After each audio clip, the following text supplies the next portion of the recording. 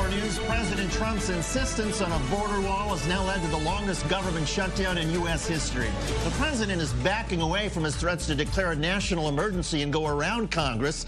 Instead, Mr. Trump is asking Congress to vote on a barrier fence once again. And we're waiting for the Democrats to vote. They should come back and vote. They want to go home. They're probably home by now. 800,000 U.S. government workers have now missed their first paycheck since the shutdown began, and there are indications that government workers have been flooding websites to sell some of their possessions and generate cash. And the U.S. military has begun withdrawing equipment from Syria, although Trump administration officials insist the United States will stay engaged in the region. From the I24 News studios in Times Square in New York, this is Crossroads with David Schuster and Tal Heinrich.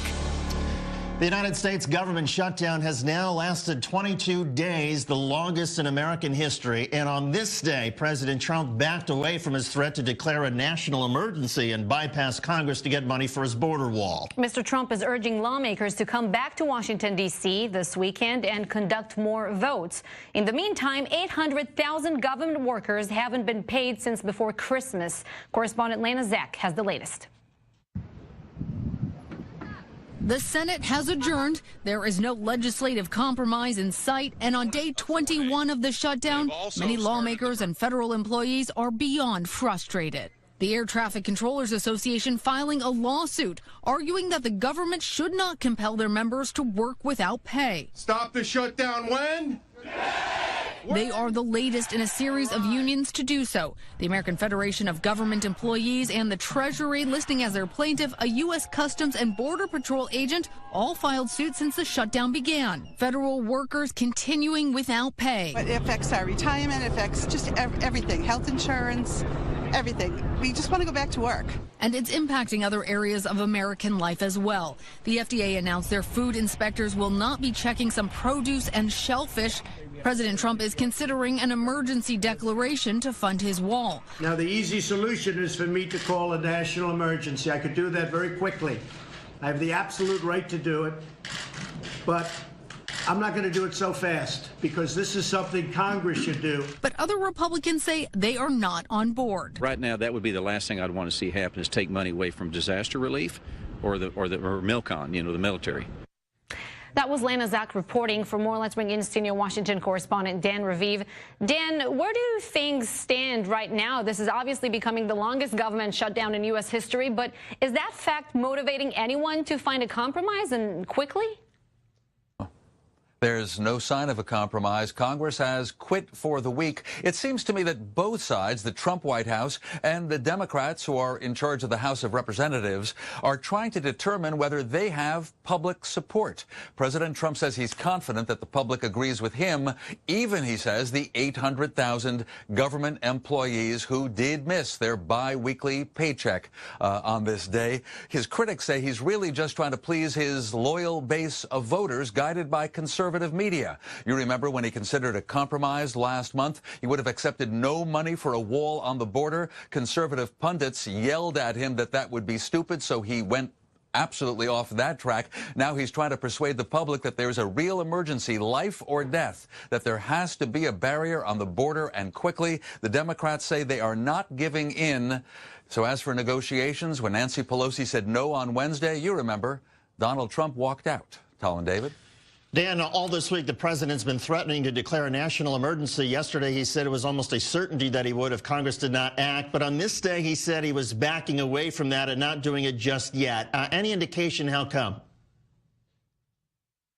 Yes, and I think there was a clue. In addition to what we just heard him say, he also admitted, sitting there at that meeting with law enforcement officials from several states, he admitted that probably there would be lawsuits against his declaration of a national emergency. And at least in the 9th District in San Francisco, he said he'd lose and would have to go through the courts, and it's not a process that he wants to engage in. However, White House officials are looking at how they could find billions of dollars that the Pentagon hasn't yet spent and disaster relief money that was meant for Puerto Rico, for the California wildfires and other tragedies. The White House says the president does have the right to redirect that money toward building a barrier on the border. But for now, he's decided not to do it. Not right now. Tal and David. Dan Revive, our senior Washington correspondent. Dan, thank you. To discuss the trickle-down effect of the shutdown, let's bring in Sam Berger, senior advisor at the Center for American Progress. Sam helped manage the 2013 shutdown as a staffer at the Office of Management and Budget. And Sam, it's day 21. The shutdown now ties the record with the longest one in U.S. history. Where is it hurting the most? Let's start with that.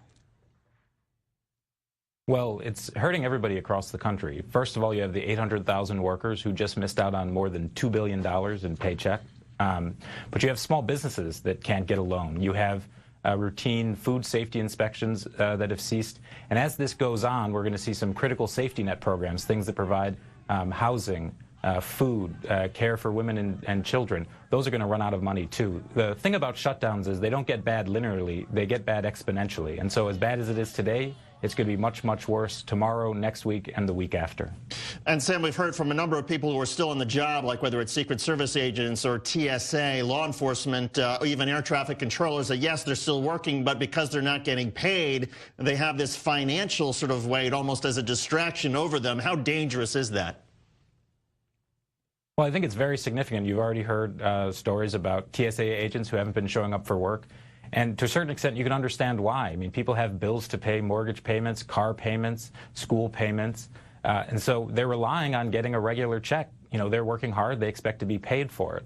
And these are some critical positions we're talking about. FBI agents, food inspectors, as we talked about, even the Secret Service officers that are protecting the president and the first family. They're not getting a paycheck. And so it raises real concerns. But Congress approved today a bill that would ensure payback for federal workers missing paychecks. But who will not get compensated for this lost time? Well, I mean, so the first thing is, remember, even though their pay will eventually come, folks need to pay their bills today. Landlords aren't shut down.